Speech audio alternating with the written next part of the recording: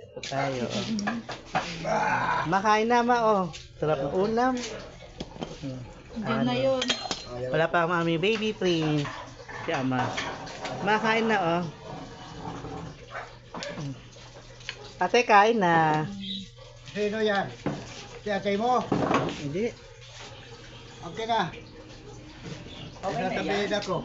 Wala pa ama. Akin to. Kamalabang sa puan. Yan, kain po. Wala pa si Prince. Kain tayo sa Pilipinas. Ano, dati mo? Tawagan mo, Janet, kain na.